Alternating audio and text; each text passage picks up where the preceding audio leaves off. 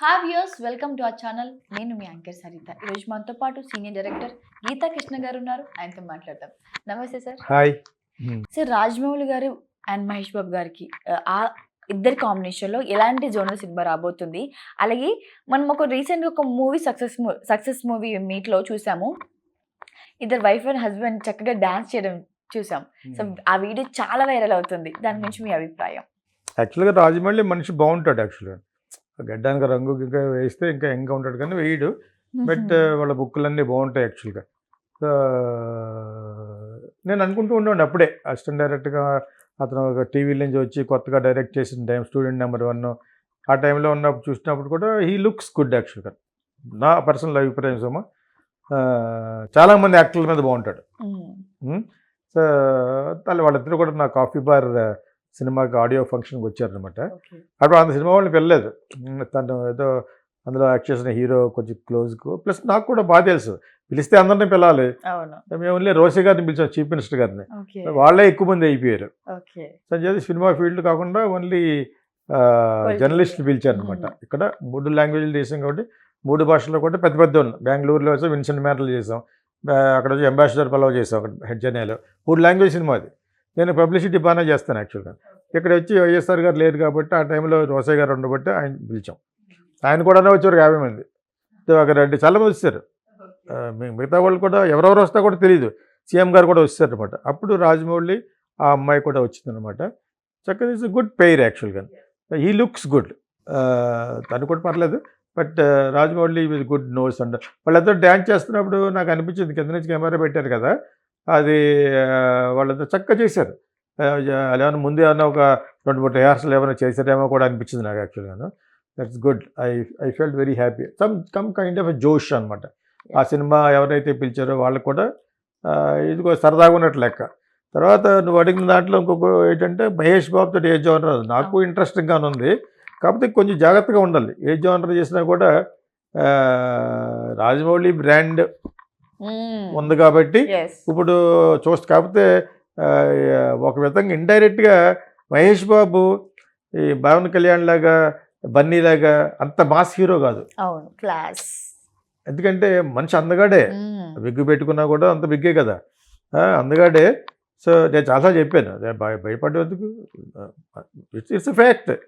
So అంత ముక్కు గిక్కు అంత బాగుంటుంది కృష్ణ గారు అబ్బాయి గారి కాబట్టి బాగుంటుంది. ఏదేసినా కూడా ఇప్పుడు బిఎడ్ పెంచుకుని అందంగా ఉంటాడు.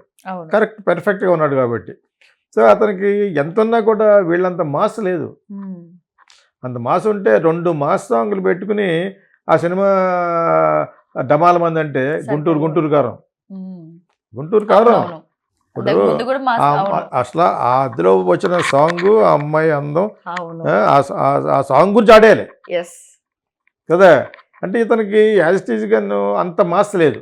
అయినా అంత పెద్ద ఆర్టిస్ట్ అంటే ఆడితే బ్రహ్మాండంగా ఆడద్దు. మళ్ళీ సినిమా ఫ్లాప్ అన్నా కూడా డబ్బులు వచ్చేసింది పవన్ కళ్యాణ్ ఒకడే. ఇప్పుడు బన్నీ చేరాడు. బాగోలేదన్నా ఇంకా రాలేదు, బాగోకపోతే అప్పుడు ఆడదు. మళ్ళీ పవన్ కళ్యాణ్, నాట్ ఈవెన్ చిరంజీవి. అదేందా మీకు? సో అది ఎందుకు చెప్పారంటే that is what I'm watching. Okay. So ఆ విధంగా ఇప్పుడు మరి రాజమౌళి ఎత్తుకునే సబ్జెక్టు కత్తిమీద సాములాగే ఉండాలి. నేనేదో ముందు ఏదో అనుకునేవాడిని. మెల్ గిబ్సన్ తీసిన సినిమా ఎపోకలిప్టో అని ఒక సినిమా ఉంటుంది అడవి బ్యాక్గ్రౌండ్లో అనమాట. అందులో సెంటిమెంట్ ఇండియన్ సెంటిమెంటే. అమ్మాయికి కడుపు వస్తే నూతిలో పడిపోద్ది అనమాట. అది క్లైమాక్స్ యాక్చువల్గా. చాలా బాగుంటుంది. అగ్రెసివ్గా డిఫరెంట్ గెటప్స్ బాహుబలి కంటే బాగుంటుంది అనమాట. దాన్ని ఏమన్నా మోడర్న్ చేసి కేజీఎఫ్ లాగా అది మ్యాడ్ మ్యాక్స్, అది మెల్ గిబ్సన్దే. సో ఇవన్నీ కలిపి ఏమైనా చేస్తున్నాడా ఆర్ ఎనీ ఇన్వెస్టిగేటివ్ అని నాకు తెలియదు యాక్చువల్గా. Why will they reveal? ఎందుకంటే ఇప్పుడు ప్రతిదీ ఒక సస్పెన్స్గా ఉండి వదులుతున్నారు కాబట్టి నాకు ఇంట్రెస్టింగ్గా అనిపించింది. కానీ ఏం తీసినా కొంచెం జాగ్రత్తగా ఉండాలి. ఎందుకంటే అతను ఏసీడీసీ యాక్టర్. అతను అయితే అటు లేకపోతే ఇటును ఏసీడీసీ అంటారు దీన్ని. ఫ్లాప్ అయితే ఫ్లాప్, హిట్ అయితే హిట్ అంటారు అనమాట. ఆ భాష ఇంకా ఇప్పుడు మనవాడు కుర్రోళ్ళు మర్చిపోయారు. ఏసీడీసీ అంటారు దాన్ని. ఇప్పుడు Mahesh Babu AC DC actor, star, అందగాడు, అన్నీ ఉన్నాయి, బాగానే ఉంది. కానీ అతను ముందు రికార్డు తీసుకుంటే గుణశేఖర్ డైరెక్ట్ చేసింది, అశ్విన్ తీసిన సినిమాలు అట్టర్ ఫ్లాప్ అయిపోయినాయి. ఓకే. సో అటువంటి యాక్టర్లు అటువంటి ఇమేజ్ ఉన్న వాళ్ళు చాలా జాగ్రత్తగా ఉండాలి. Yeah. మొదటికి మోసం రాకూడదు.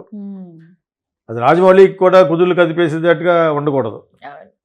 ఒక్కొక్కసారి people might not like, people taste డిఫరెంట్గా ఉంటుంది. కానీ పీపుల్ ఇటు బాహుబలి 1, బాహుబలి 2, RRR చూసి ఎందుకు చూడరా తీస్తే అని ఒక మంచి సాహసం చేసి డిఫరెంట్ పేయింగ్ ఎలిమెంట్స్ పెడతారు. ఇవన్నీ పెట్టినా కూడా మహేష్ బాబుకి సూట్ అవుద్దా లేదా చూసుకోవాలి. Because Mahesh Babu he's got only a name as the అందగాడు, హ్యాండ్సమ్ స్టార్ అని. సో దానికి అనుగుణంగానే చేస్తారని నేను అనుకుంటున్నాను. అందం మీద పే చేస్తారో మరి వాడు ఎంజాయ్ చేస్తారు. కానీ it's an interesting waiting for me also. Sir, Ram Gopal Varma గారు రెహమాన్ గారి మీద ఒక ఘాట్ విమర్శలు చేశారు. ఎలాంటి విమర్శలు చేస్తుంటారు? అసలు ఏం జరిగింది వాళ్ళిద్దరి మధ్య? యాక్చువల్గా నేను చాలా కాలం నుంచి నేను లవ్ చేసే మ్యూజిక్ డైరెక్టర్ ఇళయరాజా. అక్కడ ఇతను చాలా కాలం తర్వాత వచ్చి చేరాడు. నా 2వ సినిమా అప్పుడు ఏఆర్ రెహమాన్ కోకిలా సినిమాకి అప్పుడు వచ్చాడు కుర్రోడుగా, 3rd కీబోర్డ్ ప్లేయర్గా. నాకు అప్పటి నుంచి దిలీప్గా తెలుసు. నా ప్రతి సినిమాకి పాట అయిపోయిన తర్వాత అందరు మ్యూజిషియన్స్ బ్యాక్ వచ్చి నుంచుంటారు పాట వింటాకి. అందుకే అప్పటి నుంచి తెలుసు దిలీప్ నాకు. ప్లస్ నాకు ఏదో చిన్న కీబోర్డ్ మీద ఏదో కావాలంటూ కూడా చేసి పెట్టాడు చిన్నప్పుడే, కోకిల సినిమాకే ఎఫెక్ట్ ఏదో కావాలంటే. సో నాకు అప్పటి నుంచి తెలుసు. కానీ నేను అతని దగ్గర ఎందుకు చేయలేదంటే ఒకటి ఇళయరాజాని వదిలే ఉద్దేశం లేదు. అయినా ఒకసారి టచ్ చేద్దామని చేశాను. అక్కడ ఈ ఆర్టిస్ట్ వాయిస్లు టెస్ట్ చేసి వాయిస్ బ్యాంక్ని మెయింటైన్ చేస్తూ అని ఒక రెండు డియోల్ జేమ్స్ ఎవడు వాడు ఒకసారి తాగేసి మాట్లాడాడు ఫోన్ ఎత్తితే. ఇంకా అప్పుడు ఇంప్రెషన్ పోయింది నాకు. వాడి పేరు నియోల్ జేమ్స్. సో ఇతను డేట్లు అవి డేట్లే కాదు అన్నీ చూసుకుంటే వాడు కొంచెం ఓవర్ అయిపోయాడు అనమాట. అది రోజు డబ్బులు. సో అదొకటి. ఇదే ఫస్ట్ టైం చెప్తాను. ఎప్పుడు దిలీప్ కూడా ఎప్పుడు చెప్పలేదు ఈ విషయం. కానీ so what ever it is, Ram Gopal Varma నేను చదివాను. ఎలాగంటే అది నేనే ఆశ్చర్యపోయాను. అది ఎంత షాకింగ్ ఉందంటే ఆ న్యూస్ గూగుల్లో వస్తూ ఉంటుంది కదా, మనం కూడా ఏమైనా చెప్తే సెన్సేషనల్గా గూగుల్లో వస్తూ ఉంటుంది. అక్కడ ఎవరో ఒక న్యూస్ ఐటెంకి ఏదో రాస్తారనమాట. అంటే అది కొంచెం బజ్లో ఉన్నట్టు లెక్క. అది బజ్ చేయడం కోసం పెట్టినట్టు అనిపించింది నాకు. ఇప్పుడు స్లమ్ డాగ్ మిలియనేర్లో సాంగ్ ఉంది కదా, జై హో అని, పెద్ద ఫేమస్ సాంగ్, దేశభక్తి మీద చేసిన సాంగ్, చాలా బాగుంటుంది అది. ఆ సాంగ్ చేసింది రెహమాన్ కాదు, సుఖ్వీందర్ సింగ్ అని. ఇది యాక్చువల్గా సుభాష్ గాయ్ సినిమా, ఒక సినిమాకి ఏఆర్ రెహమాన్ మ్యూజిక్ చేస్తున్నప్పుడు ఇతను సాంగ్ ఇవ్వక బాధపడుతూ ఉంటాడు. ఎక్కువ కాలం తీసుకుంటాడు, 6 నెలలు, సంవత్సరం కూడా తీసుకుంటాడు. అంతే చాలామంది డ్రాప్ చేసేవారు అతన్ని మ్యూజిక్ డైరెక్టర్గానే. అడ్వాన్స్ వచ్చిన తర్వాత పాడుకుందాంలే అనుకునే వాళ్ళలో సుభాష్ గాయ్ ఒకడు. అయినా కూడా సుభాష్ గాయ్ ఒకసారి నాకు వెంటనే సాంగ్ కావాలని అడిగినప్పుడు ఈ సాంగ్ కంపోజ్ చేసి నువ్వు సుఖ్వీందర్ సింగ్ స్టూడియోకి వెళ్ళండి సార్, నేను అక్కడికి వస్తాను, నేను ఆన్ ది వే వస్తున్నాను బాంబే నుంచి అని చెప్పేసి సుఖ్వీందర్ సింగ్ సింగర్ ఆయన యొక్క రికార్డింగ్ స్టూడియోకి వెళ్తే అక్కడ ఈ సాంగ్ ఉంటే అది ఎవరికైతే మ్యూజిక్ డైరెక్టర్కి ఇస్తానన్నాడో వాళ్ళకి రమ్మన్నాడు సుభాష్ గాయ్ యాక్చువల్గాను. ఇంకో డైరెక్టర్ పేరు కూడా అది మెన్షన్ చేశారు అక్కడ యాక్చువల్గాను. But Subhash guy only mainly ఇతను ఎదురుగుండానే